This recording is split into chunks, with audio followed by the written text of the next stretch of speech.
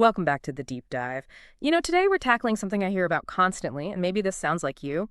I can read English, I can write it okay, but when people start talking fast, it just goes right over my head. Oh, absolutely. That feeling is so Mhm. common. You are definitely not alone there. It's a huge hurdle for language learners. That moment when words you know on paper just become, well, a jumble of sounds. Exactly, a jumble. So, our mission today, our deep dive, is all about giving you a real shortcut. We're digging into some practical, maybe even surprising, and hopefully fun ways to seriously boost your English listening skills. We've gone through Mastering English Listening, a step-by-step guide, and pulled out the best stuff for you. Yeah, think of it as like the highlights reel for getting your ears tuned in. Right, a playbook to turn that wall of noise into actual understandable words. And let's start with a big aha moment right away. Why does listening feel so much harder? Well, it's because spoken English. It's not just written English said faster, almost like a different dialect sometimes. How so? Well, for starters, we squish words together. Contractions, right? I am going to becomes I'm gonna. That's pretty standard. But it's more than that. We link words. It's called connected speech. Connected speech, like, Like how did you eat Mhm. often comes out sounding more like did you eat? Or an apple Yeah. can sound like an apple. Little shifts. Yeah, you hear that. Did you eat? That's a great example. It's not just gonna. Exactly. And sometimes sounds just disappear entirely. That's called elision. Like the sound often vanishes in and then. Okay. So words you know perfectly well from reading suddenly sound, well, alien, when all strung together quickly. No wonder it feels like trying to catch smoke. So, okay, where do we start? How do we even begin to tackle this? What's the first step? The absolute bedrock, according to our source material, and really for learning almost any skill, is consistency. Simple as that. You've got to listen every single day. Every day. That sounds intense. It doesn't have to be. Even just 10 minutes. Seriously. Think about it like going to the gym. You wouldn't do one massive 6-hour workout once a month and expect to get fit, right? Right. No, that would just hurt. Exactly. Little and often. Short, regular bursts are way better than one long, exhausting session now and then. Yeah. It builds up that auditory muscle memory, training your brain to process spoken English without, freaking out. Okay, 10 minutes a day. That feels much more doable. And I like this bit from our reading. It doesn't have to be boring, right? This isn't homework. Oh, definitely not. Yeah. That's crucial. The source really highlights how important it is to pick stuff you actually like. Because you'll actually want to listen then. Precisely. Motivation is key. If you're forcing yourself to listen to something dull, your brain just kind of tunes out. But if it's, say, songs you love or clips from movies you enjoy or maybe short podcasts about football or cooking videos, Whatever you're genuinely interested in. yeah, your brain works harder because it actually wants to understand. It's engaged. So find English content you enjoy, music, films, YouTube, whatever, and lean into that. It keeps your ears and your mind open. Okay, so we've got listen every day, even just 10 minutes, and make it enjoyable. Now, what about how we listen? Are there specific techniques? I was intrigued by the idea of using subtitles strategically. Ah, yes. Subtitles as training wheels. That's a great way to think about it. It's not about relying on them forever. So how does it work? It's a two-step process, basically. First, watch something a short clip, maybe part of a show with the English subtitles on. Let your brain connect the sounds you're hearing to the words you're seeing. Okay, makes sense. Sound plus text. Then, and this is the important bit, watch that exact same clip again, but this time, subtitles off. Ah, the same clip, not just any other clip. Right, because you've just given your brain the map, the visual aid. Right. Now you challenge it to navigate just by sound, reinforcing what it just learned. It's like riding a bike, training wheels on, build confidence, map the movement. Then training wheels off, test your balance. Gotcha. Okay, so that's one tool. But what about really focusing while we listen? The source talked about active listening. What does that actually look like? Active listening is, well, it's the opposite of just letting the sound wash over you. It's about engaging your brain, doing work with the sound. So not just hearing, but processing. Exactly. It means really focusing. The source suggests things like pausing after a sentence or phrase you didn't quite catch. Try saying it out loud yourself. Repeating it. Yeah. Yeah. And maybe jotting down a new word or phrase you heard. This kind of focused effort helps your brain break down that stream of speech into understandable chunks. It connects the sound to the meaning much more deeply than just passively hearing ever could. Okay, actively working with the sound. And speaking of repeating things, you mentioned shadowing earlier. That sounds intense, like talking along with the speaker. It is pretty intense, yeah. Shadowing means you try to speak at the same time as the audio you're listening to, like an echo. You're trying to match their speed, their rhythm, their intonation. Wow. That sounds difficult. It can be, especially at first. You might feel a bit clumsy, but it's incredibly powerful because it trains your mouth and your ears together. By trying to physically produce the sounds, the rhythm, the stress patterns, you become much more sensitive to hearing them. Ah, so mimicking helps you recognize it better later. Exactly. It improves your pronunciation and rhythm too, embedding those sound patterns more deeply. That makes a lot of sense. And to keep track of all this new stuff, the source mentioned a listening notebook. Is that like writing down everything you hear? Oh, definitely not. That would be way too much. No, the tip is really simple and manageable. After you listen each day, just aim to write down maybe 3 new words or phrases. Just 3. Just 3. It keeps it sustainable. It forces you to reflect a little on what you actually learned, which helps lock it in your memory. And your vocabulary grows steadily without it feeling like, a massive chore. Small steps. I like that. Small, consistent steps. Okay, now let's shift gears a bit. What about accents? English has so many.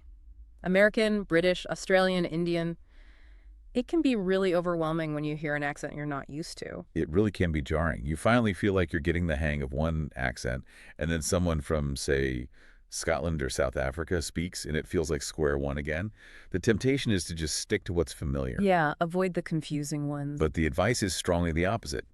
Don't avoid them. Mhm. Embrace the variety. Think about listening to different kinds of music. You don't understand every single lyric in every genre instantly, right? No, definitely not. But the more you listen, the more your gear tunes in. It's the same with accents. The more exposure you get to different ways of speaking English through podcasts, movies, news from different places, the more flexible your brain becomes. It learns to recognize the same words even when they sound quite different. It builds adaptability. Building that auditory flexibility, I like that. Which kind of leads to the other big complaint. They talk too fast. That feeling of just being completely left behind by the speed. Yep, the speed issue. Everyone feels that. The suggestion here is a gradual approach, like training for a run. You don't start with a sprint. So start slow. Exactly. Use those playback speed features on apps or websites. Yeah. Listen at, say, 0.75x speed first. Get comfortable understanding everything at that slower pace. Then nudge it up to normal speed. And then maybe even faster. Maybe. If you're feeling confident, try 1.25x speed sometimes. The point is to gently push your brain to process faster. Train it to keep up. If it gets too much, just dial it back down for a bit, then try again. Sure. It's about building tolerance for speed. Okay, so gradually increasing the challenge. That makes sense. But this also touches on something you mentioned earlier, the difference between just hearing English in the background and really listening. Can you expand on that? Is background listening useful at all? That's a really important distinction. Okay, so passive listening, like having English radio or a podcast on while you're cleaning or walking, it can help. It gets your brain used to the general sound, the rhythm, the intonation of English. It creates familiarity. So it's not useless? Not totally useless, no, but it's usually not enough on its own for big improvements in understanding. That requires active listening, that focused effort we talked about, where your brain is actively working to decode the meaning, figure out words, understand the grammar. Right. So passive helps with the overall soundscape, but active is where the real learning happens. Precisely. Think of it like watching a football game. If it's just on in the background while you're cooking, you hear the noise, maybe catch the score, that's passive. But if you want to understand the tactics, the player skills, the flow of the game, you have to actively watch and analyze. Got it. Hearing versus analyzing. And to really practice that analysis, we need to move beyond those clean, slow textbook recordings, right? Absolutely. Yeah. As soon as you feel able, start diving into real-life audio. Listen to interviews, actual conversations between people, podcasts where people chat naturally, even YouTube vlogs. The messy stuff. Yeah, the messy stuff. Because that's what real communication is like. It has pauses, ums and ums, people interrupting each other, different speeds, background noise. Listening to that is what really prepares you for using English in the real world, for travel, study, work, or just chatting with people. Okay, embrace the messiness. But it's going to be messy. What happens when you're trying really hard, you're listening actively, maybe even shadowing, and you still just don't get it? Yeah. It's easy to feel discouraged. Oh, totally. And the source material is really clear on this. It is completely 100% okay not to understand every single word. Really? Even after all this practice? Even then, Think about it. Even native speakers miss words sometimes, especially if someone's talking fast or has a strong accent or is talking about something complex.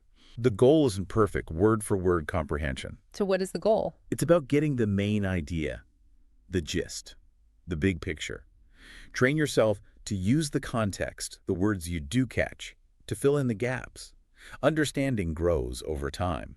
Don't let perfectionism stop you from making progress. Focus on the overall meaning. Focus on the gist. I like that. It takes the pressure off. And maybe finding a listening partner could help with that too. The source suggested that. Yes, practicing with a friend is a fantastic idea. It helps with motivation, and you can help each other understand. How would that work? Simple, really. You both listen to the same audio, a short podcast clip, maybe a news report, then you talk about it afterwards. What did you get? What did I miss? Even if you only understood half, your friend might have caught the other half. Ah, pooling your understanding. Exactly. It turns it into a kind of collaborative puzzle. Plus, you get to practice explaining what you heard in English, which helps your speaking too. It's a win-win. That sounds really useful. And, for anyone listening who feels like it's just taking forever, the source had some really cool stories, like the person who learned Spanish mostly from listening to a podcast 15 minutes a night. Yeah, and was apparently understanding conversations within 3 months. Yeah. Or the other example, someone landing in London or New York, feeling totally lost in the fast-paced talk. Yeah, I can imagine. But then, after just a week of really focusing on listening every day, they noticed a huge improvement.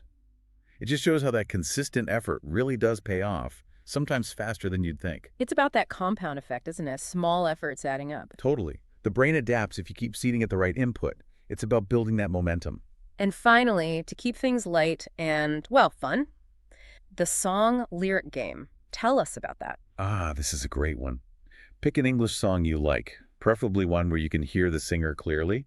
Listen to it a few times without looking at the lyrics. Okay. And try to write down the words you hear. Just guess. Like taking dictation from a pop star. Uh-huh. Then compare what you wrote to the actual lyrics. It's fascinating to see what you got right and where things like connected speech or unfamiliar words totally trip you up. It's a really fun way to train your ear to pick out individual words in that flow of music and speech. That actually sounds like a blast. What a great way to practice. So, okay, we've covered a lot here. This deep dive really hit on so many practical things you can do. Mm-hmm. Building the daily habit, making it fun. Right, using subtitles like training wheels, active listening, shadowing. Embracing accents, tackling speed step by step. Understanding active versus passive, listening to real-world stuff. It really feels like a comprehensive toolkit. It's clear listening is a skill you build brick by brick, day by day. And it absolutely takes patience. Yeah. And you need to keep that motivation up. I loved the analogy in the source material. Thinking of it like planting a tree. You plant a seed, you don't get a massive tree the next day, right? But if you water it consistently, every single day, it will grow. It'll put down roots, get stronger. Every minute you spend actively listening is like watering that language tree. Eventually, you'll see the results. That's a fantastic way to look at it. Patience and persistence. Oh. So, as we wrap up, here's something for you, the listener, to think about. With all these ideas swirling around, consider this. How can you genuinely weave English listening into your day so it doesn't feel like a chore, so it just becomes, well, a natural, enjoyable part of your routine? That's the real challenge, isn't it? Finding that sweet spot. It is. But figuring that out is maybe the biggest key to unlocking your listening potential. Start small, stay consistent, and try to enjoy the process.